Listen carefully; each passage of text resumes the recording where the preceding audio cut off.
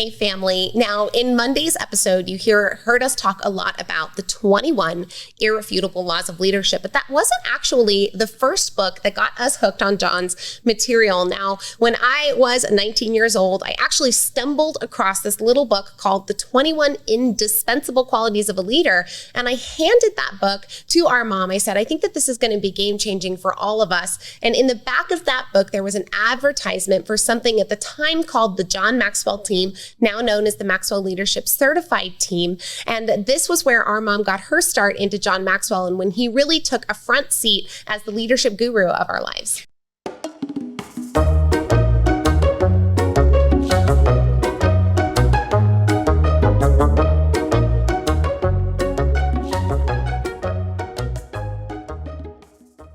We're talking leadership this week, and one of the organizations we are so proud to be at the helm of is the Neuroencoding Institute. We got to co-found the Neuroencoding Institute alongside Dr. Joseph McClendon III, amazing world-renowned neuropsychologist and incredible mentor and teacher. If you're at all interested in learning more about what the Neuroencoding Institute does and what it can do for you, please visit neuroencoding.com. You're enjoying this episode on Angel Phoenix Productions Podcast Network. To explore a complete lineup of quality programs and media production services, head on over to angelphoenix.com or like our Facebook page at facebook.com/Angel Phoenix Productions.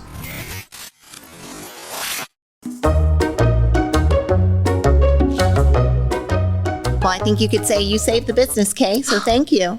My accidental little 19-year-old poop head self. I'm so glad that 19-year-old gave that book to mom and that she joined the John Maxwell team. And then we joined the cult a couple of years later.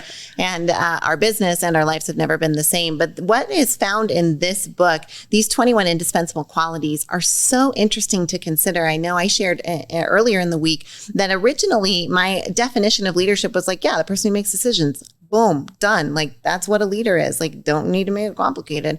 Like, well, it is really complicated because it's complex and there's a lot of moving parts. And ultimately what this book tells us is that leadership is great and developing your team is great, but it doesn't mean anything if you don't develop yourself. In fact, a lot of those leadership laws have to do pointing back to developing the leader. And so that's what this book is dedicated to and what these qualities, why they're so important. Well, remember, there's two sides of that coin, right? There are the development steps that you can take in developing the actions that you have around leadership, right? That's that leadership. And then the development of the qualities and the character that the leader is. And it turns out what we discovered is that the more that you work on that inner game and develop those qualities of being a leader, the more that your actions line up without you necessarily having to force them into place. All right, we're going to rapid fire these qualities at you. Are you ready? Here we go. The first one, character. Be a piece of the rock. Second one, charisma. The first impression can seal the deal. Number 3, commitment. It separates doers from dreamers. Number 4, communication. Without it, you travel alone. 5, competence. If you build it, they will come. Number 6, courage. One person with courage is a majority.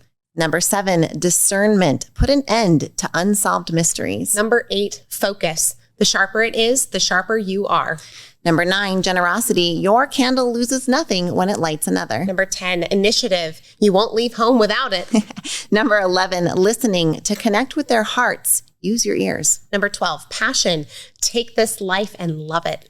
Yeah. Number 13, positive attitude. If you believe you can, you can. Or as our mentor, Joseph McClendon, likes to say, and if you think you can, then you probably can. Yeah, he says it in the best, most epic rap of all time. Keep going. Number 14, problem solving. You can't let your problems be a problem. Number 15, relationships. If you get along, they'll go along. Number 16, responsibility. If you won't carry the ball, you can't lead the team. Number 17, security. Competence never compensates for insecurity. Number 18, self-discipline. The person you lead is you.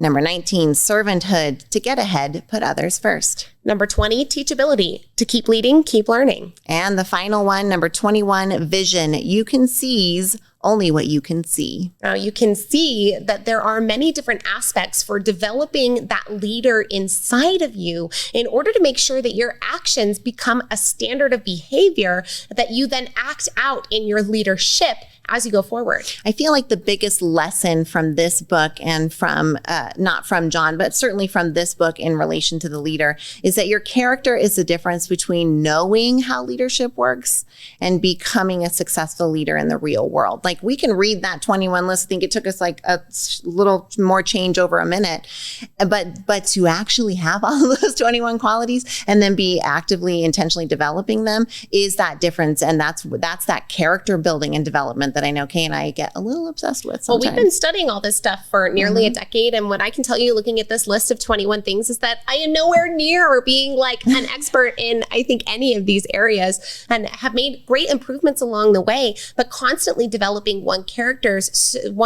so that your actions reflect the way that you want to behave in those times where things are tough is really, I think, the difference between that servant leadership, that quality leader that we expect and think of in today's model. Woo, that was well said, sis. Well, to boil it down, you have to lead yourself before you can lead others. And turns out that's probably the hardest job that there is. So we hope that this was a little bit of illuminating, hopefully not too overwhelming for you. And we'll see you on the next mini episode tomorrow. Yeah, we're talking about leaders we admire, and we can't wait to see you there.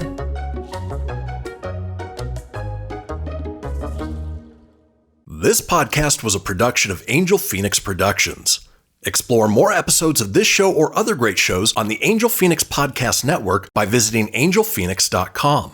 The views expressed in this show do not necessarily represent those of Angel Phoenix Productions or its advertisers and may contain language that's unsuitable for younger listeners.